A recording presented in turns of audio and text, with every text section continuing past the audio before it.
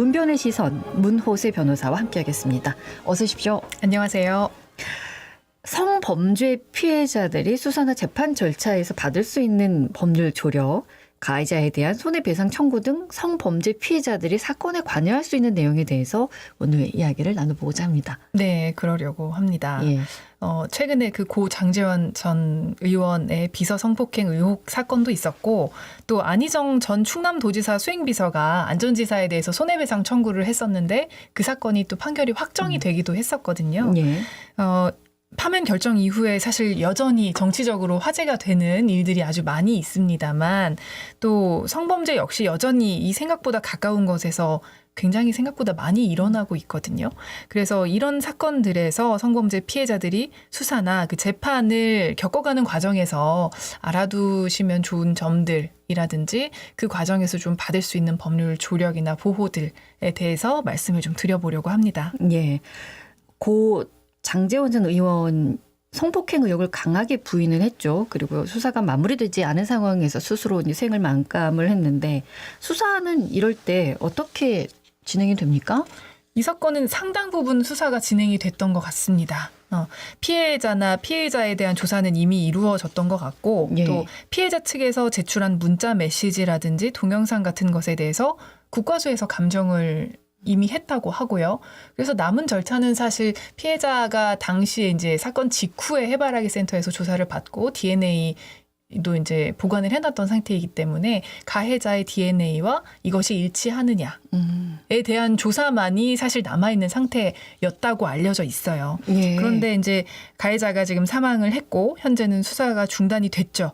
원래 이렇게 수사 단계에서 가해자가 사망을 하면 수사기관에서는 공소권이 더 이상 없다라는 이유로 불기소 처분을 합니다. 그런 네. 식으로 사건을 종결을 하고요. 만약에 재판 중에 피고인이 사망했다라고 하면 공소기각이라는 판결로 사건이 종결이 됩니다. 네. 그러니까 혐의가 있냐 없냐, 죄가 있냐 없냐에 대해서는 전혀 판단이 이루어지지 않고 그냥 그 상태 그대로 사건은 종결이 되는 겁니다. 지금 여성단체에서 이 사건의 수사 결과를 발표해야 한다고 강하게 지금 주장을 하고 있어서 피의자 사망 시 결과 발표는 가능합니까? 어제였어요. 어제 이 한국 성폭력 상담소와 한국 여성의 전화가 서울 경찰청 앞에서 기자회견을 했습니다. 그러니까 장 전 의원 사건 피해자의 입장을 대독을 했었는데, 사건이 이대로 종결되는 것을 절대로 원하지 않는다. 네. 가해자가 선택한 도피성 죽음은 처벌받기 두려워서 스스로가 선택한 삶의 마무리로 온전히 가해자 손에 의해서 모든 것이 시작되고 마무리되는 것을 바라만 보고 있을 수밖에 없는 상황이 참담하다라고 예. 이제 입장 호소를 했거든요. 원칙적으로 피의자 사망 시에 수사 결과를 공표하지는 않습니다. 아까 말씀드린 것처럼 불기소 혹은 공소 기각 판결로 사건을 마무리할 뿐이지, 피의자, 그러니까 피고인이 사망했다고 해서 지금까지 수사된 내용은 이렇습니다 하고 밝히지는 않거든요. 예. 네, 그대로 중단되는 것이기 때문에. 그리고 또 피의 사실 공표죄라는 것이 우리 형법에 있기 때문에 검찰, 경찰, 그밖에 범죄 수사에 관한 직무를 수행한 사람이 그 직무를 수행하면서 알게 된 피의 사실을 공소 제기 전에 공표하면 또 처벌을 받게 되어 있거든요. 그래서 이런 것들을 쉽사리 공표할 수는 없는 상황인 것이죠. 근데 사회적으로 좀 중요도가 있는 사건이다 라고 하면 이제 가해자가 좀 사망을 했더라도 지금까지 수사 내용에 대해서 간략하게 알릴 수도 있겠지만, 수사기관이 그렇게 자발적으로 하지 않으면 피해자가 이것을 좀 강제할 수는 없는 것이 현실입니다. 가해자가 수사기관에서 진술했던 내용들, 아니면은 가해자가 제출한 증거, 이런 내용 확인해가지고 수사 상황이나 수사 결과는 알 수는 없습니까? 가해자는 사실 조사도 받고 하면서 써놓은 조서가 있을 거 아니에요. 네. 그리고 또 경찰이나 검찰이 이 사람의 범죄 행위에 대해서 이미 수집해놓은 증거도 있을 거잖아요. 거고요. 그렇기 때문에 이거 보면 수사 내용 알 수 있는 거야? 알 수 있는 거 아니야? 하시겠지만 이걸 피해자가 알 수 있는 방법이 없습니다.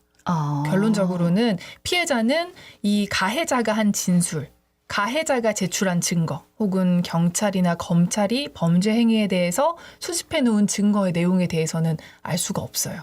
원래 그렇군요. 네, 원래 알 수가 없습니다. 그러니까 피해자가 받아볼 수 있는 것은요, 이 과정에서 수사기관에서 자기가 한 진술만을 받아볼 수 있을 뿐이고, 다른 사람이 한 진술은 원칙적으로 볼 수가 없는 것이 원칙입니다. 피해자가 범죄 피해를 입고도 그 수사에 관여하거나 필요한 정보를 얻는데 어려움이 많아 보이고요. 네. 또 그렇다면 이제 가능한 방안들, 절차를 정확히 아는 것 중요한 것 같은데 어떤 점을 꼭 기억하고 있어야 됩니까? 일단은 제가 고소나 수사 절차에 대해서 설명을 드리기 전에 이 장전 의원 사건처럼 피의자 사망으로 이제 사건이 종결된 경우에 나중에 그 사건의 기록이 조금 필요할 수도 있거든요. 왜냐하면 네. 손해배상 청구를 한다든지 뭐 여러 가지 이유로 이것이 필요할 때 정보 공개 청구를 해가지고 일부 서류를 받아보실 수 있고 정보 또 공개 청구. 네. 일부 실제로 그 청구가 받아들여져서 제3자의 진술을 받아본 경우는 있는데 피의자의 진술은 조금 어렵습니다. 참고인의 진술 정도는 수사기관에서 이제 보여주거나 아니면 수사기관이 보여주지 않아서 이것에 대해서 불복해서 법원에 결정을 받아서 열람을 해본 사례들도 있지만 피의자의 조서를 받아보는 건 어렵다라는 점이 있고요. 예. 사실 피해자께서 이제 이 절차를 거치시는 게 굉장히 길고 어려운 과정을 거치셔야 됩니다. 정신적인 고통도 계속 따를 건데. 네, 성범죄 피해를 입었다라고 했을 때 고소를 할 것이냐 말 것이냐부터 시작해서 고소를 한다면 경찰에서 조사 받으셔야 되죠. 검찰 가서 또 조사 받으셔야 되죠. 나중에 법원에 또 출석해서 똑같은 진술을 계속 반복하셔야 되는 경우도 네. 있거든요. 일단 첫 단계는 고소 단계입니다. 예. 수사기관에 내가 범죄 사실을 알리는 방법은 여러 가지가 있습니다. 바로 112에 전화하실 수도 있고요. 경찰서에 찾아가셔서 구두로 진술하실 수도 있고요. 또 찾아가면 서류에 간략하게라도 작성을 하라고 합니다. 수사관이. 그렇게 간략하게 간이 고소장 같은 걸 작성을 하실 수도 있는데 저는 그렇게 하시는 것보다는 정식으로 고소장을 작성을 어떻게 도움을 받으셔서 하는 것이 가장 좋다라고 말씀을 드리고 싶고 정식으로 고소장을 접선다는 건 법원이 한다는 겁니까? 아니면 경찰이 한다는 겁니까? 경찰이 하는 겁니다. 아, 고소장 예. 접수는 수사기관에다 해야 되고 또 검찰은 이런 성범죄 사건에 대해서는 직접 수사를 개시할 수가 없기 때문에 경찰에서 일단 시작을 해야 되거든요. 네. 그래서 이럴 때는 고소장을 꼭 변호사가 아니더라도 이런 지식을 가진 사람한테 도움을 받으시는 게 좋습니다. 사실은 이제 피해자 변호사라고 해서 변호사들도 그 업무를 많이 하고 있고 고소 대리 업무를 하고 있기 때문에 조력을 받으셔도 되는데 본인이 작성을 하셔도 되니까요. 형식을 갖추셔서 필요한 내용들을 수집한 다음에 하시는 게 좋은데 예. 그것을 권하는 이유가요. 가해자들이 사건이 막 벌어졌을 때에는 사과를 일단 하면 무마되지 않을까라는 생각에 경황 없이 인정을 하고 사과를 하는 경우도 있습니다. 더러. 네. 그런데 이런 사람들이 고소장이 접수된 걸 안 순간에 입장이 확 돌변하거든요. 그때부터는 하지 않았다라고 발뺌을 하는 경우가 많기 때문에 고소장 접수 전에 사실은 이런 증거들을 다 수집을 미리 해두셔야 되는 거예요. 네. 네, 고소장 접수 이후에는 수사가 진행되고 있다는 걸 가해자도 알기 때문에 그런 말을 절대 안 하거든요. 그래서 그런 자료들을 조금 수집하신 다음에 고소장 접수를 하셔야 된다라는 거고요. 예. 이제 재판이 시작이 되면 그럼 피해자가 어떻게 재판에 관여할 수 있습니까? 일단은 재판이 시작되기 전에 수사기관을 좀 가셔야 됩니다. 경찰서에 가셔야 돼서 네. 수사를 좀 받으셔야 되는데요. 이 수사에서는 본인이 입었던 피해 사실을 쭉 진술을 하셔야 되는데 여기서 중요한 거는 가시면 진술 조서라는 걸 작성을 하시거든요. 예. 수사관이 물어보는 것과 피해자가 대답하는 것이 문서의 형태로 쭉 쓰입니다. 네. 그날 대화한 내용이. 그런데 그 내용이 내가 말한 내용과 취지에 따라서 잘 적혀져 있는지를 반드시 확인하셔야 됩니다. 아. 예, 이 진술 조서를 작성하고 나면 수사관이 이제 확인을 해보시라라고 하거든요. 네. 말씀하신 대로 적혀 있는지. 대부분 대답하신 대로 적혀 있기는 합니다만 이것이 다르고 다를 수 있거든요. 네. 이게 말을 글로 옮겨 적는다는 것이 내 의도는 그게 아니었지만 조서에는 다른 의도인 것처럼 적혀진 때가 있어서 이런 때에는 꼭 수정 요청을 하셔가지고 예.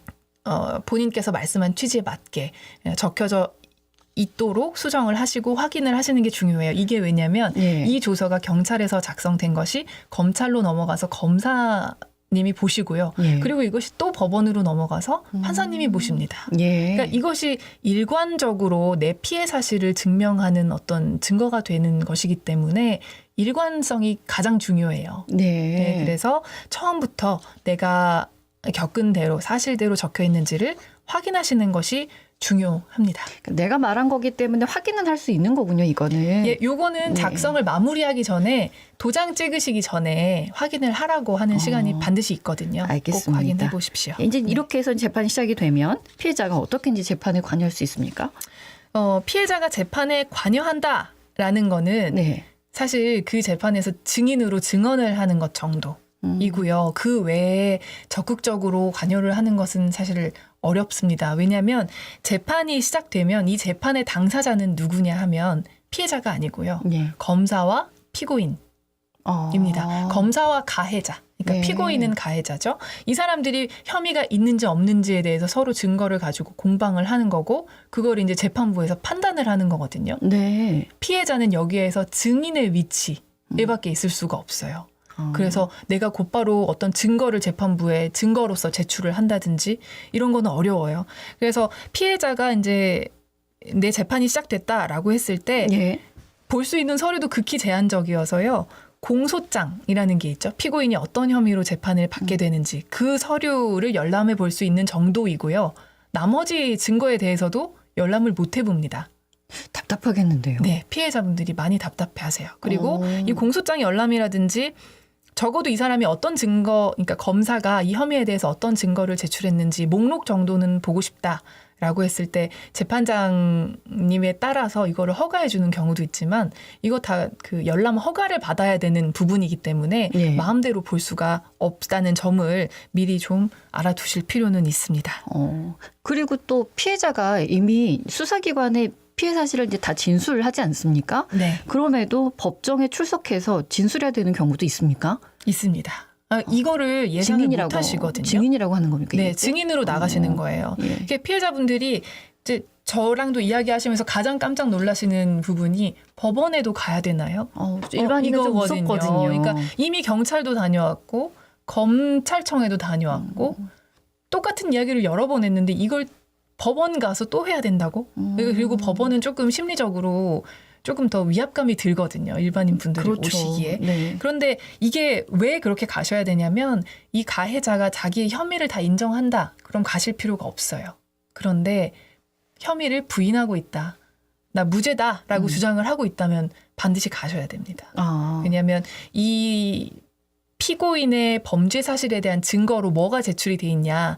아까 말씀드린 경찰서, 검찰청에서 작성하신 조서가 들어가 있거든요. 네. 그런데 이 조서, 피해자가 진술한 조서를 증거로 쓰기 위해서는 가서 그 이야기를 다시 하셔야 되는 거예요. 증인으로 나가셔서 그 내용에 대해서 내가 이렇게 진술한 것이 맞습니다.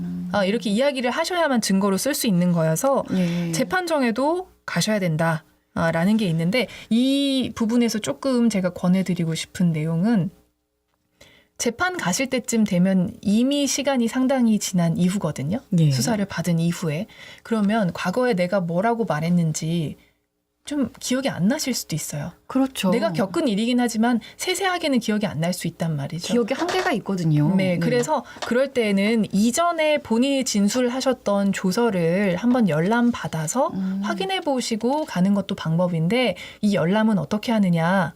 정보공개 청구를 하시거나 검찰청에 열람 신청하시면 요거는 내가 진술해 놓은 조서이기 때문에 받아보실 수 있거든요. 네. 그래서 사실은 경찰서에서 조사를 한번 받고 오셨다 하시면 조사 끝나고 바로 정보공개 청구하셔서 받아두시고 검찰청에서 조사받고 나오셨다 그러면 거기서도 바로 청구해서 받아두셨다가 나중에 좀 확인해 보시는 것도 방법인데 정보공개 청구는 정보공개 포털이라는 사이트에서 하실 수 있습니다. 간단하게 할 수는 있군요. 네, 인터넷에서 하실 수 있습니다. 예, 근데 이럴 때 성범죄 피해자가 가해자와 같은 법정에 이제 서게 되는 거지 않습니까?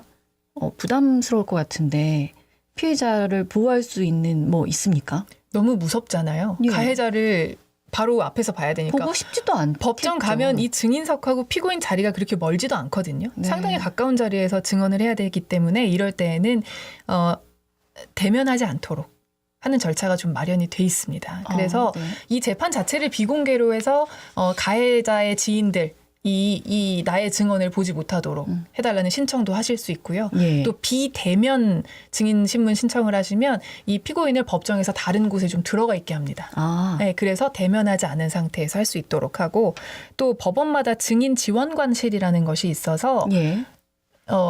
연락이 옵니다. 증인 지원관실로 오셔서 지원 받으세요라고 연락이 오면 거기로 가시면요. 재판 시작 전에 일반인들하고는 다른 통로로 법정으로 들어가실 수 있도록 안내를 해줘요. 예. 그래서 재판 전후에 가해자들을 만나지 않도록 해주는 절차가 있기 때문에 그런 지원을 꼭 받으시는 것을 네. 권해드립니다. 알겠습니다.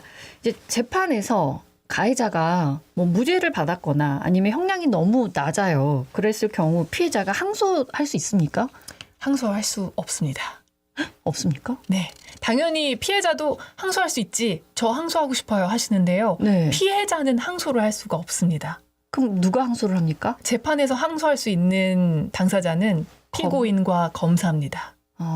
둘만이 할 수 있어요. 그래서 예. 이거 많이 좀 착오가 있으신데 피해자는 자체적으로 항소를 할 수가 없기 때문에 형량이 너무 낮다. 그리고 이 사람 나한테 분명히 그렇게 했는데 왜 무죄냐라는 생각이 드실 때는 검사 측과 소통하셔서 네. 항소를 해달라고 요청을 해보실 수는 있지만 독립적으로 항소를 하실 수는 없습니다. 아, 그렇군요.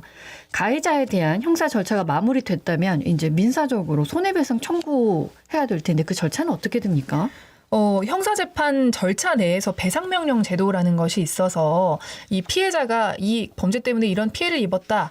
배상해달라라고 하는 절차가 있기는 한데 예. 이거는 피해 액수가 아주 명확해야만 인정이 되거든요. 그런데 성범죄 피해의 경우에는 그게 아주 명확하지는 않잖아요. 예. 그래서 결국에는 민사소송으로 진행을 하셔야 되는데 민사소송에서 청구하실 수 있는 것은 뭐 치료비라든지 정신과 상담이 필요한 이런 지출된 적극적 손해 그리고 이런 피해 때문에 내가 뭐 일하지 못해서 얻은 소극적인 손해 그리고 무엇보다 큰 것이 위자료죠. 예. 정신적 피해에 대한 위자료 이 모든 것을 합쳐서 제기하실 수 있습니다. 예.